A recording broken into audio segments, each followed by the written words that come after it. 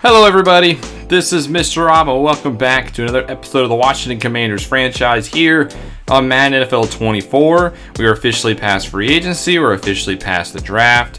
So today we're going to preview real quickly, just get you guys ready for the upcoming season. So if you're excited for this one, make sure you drop a like and you subscribe down below, especially if you want more franchise content. Now we're going to go through the preseason today. Before we get there, let's just recap some of the things that have happened.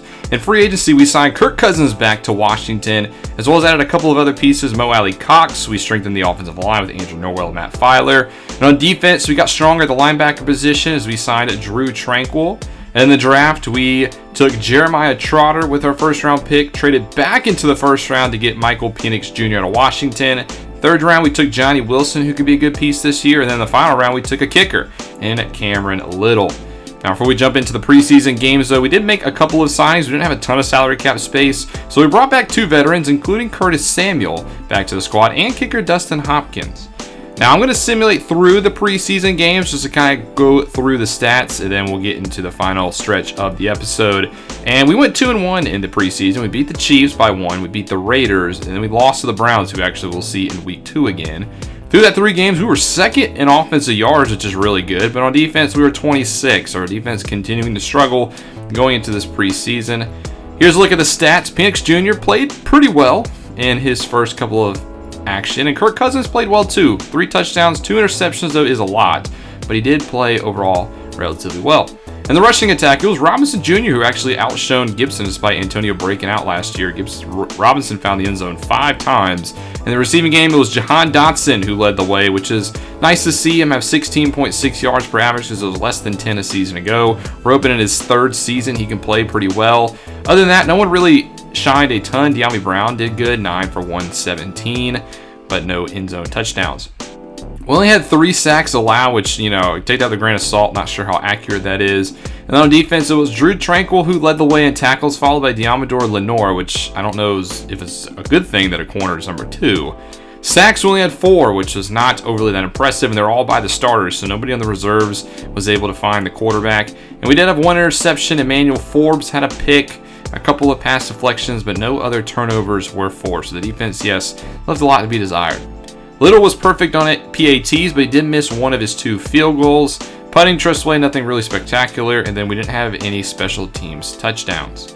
So that means now we got to cut 11 players down to our final roster, and here's a look at what we did. We cut a couple of veterans, tight end John Bates, Shaka Toney, Milo Filer, who signed a 1-year extension in offseason, as well as Dustin Hopkins. His return to Washington was short. It was always going to be Cameron Little. Now, there's a couple of trades in the NFL before the season starts. This is a big one.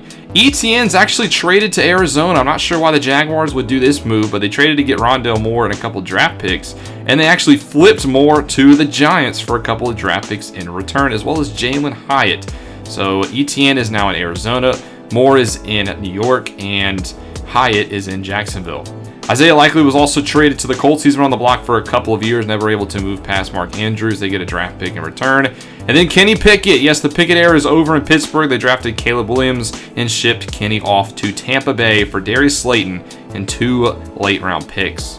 So here is our look at our final roster that's going to be going into week 1. And I'm excited for this team. I think this team will be a little bit better than they were last year, but the defense still has me a little suspect. I think Tranquill will help. I think Trotter Jr. will help. But in the preseason, I know, take it with a grain of salt, they weren't overly that impressive. Now, week 1, we will be on the road against New Orleans, which I think is a very winnable game for us. And here's actually a look at our schedule, and I think it's a relatively friendly schedule overall. Obviously, we finished last in our division, so we play the last place teams. We do face the AFC North, which has a couple of good teams in the Bengals and the Ravens. But overall, I think this is a pretty winnable schedule. We'll have to see how it plays out, though. Here's a look at the Saints roster. They're still rocking Derek Carr at quarterback. Not a lot of changes on this team. They did take Joe Alt in the first round to be their left tackle, and they are starting a rookie at right guard as well. But I think there's some holes in this team that we could definitely take advantage. They already have a couple of injuries as well. On defense, they're relatively thin outside of Davis, Lattimore, and the Honey Badger.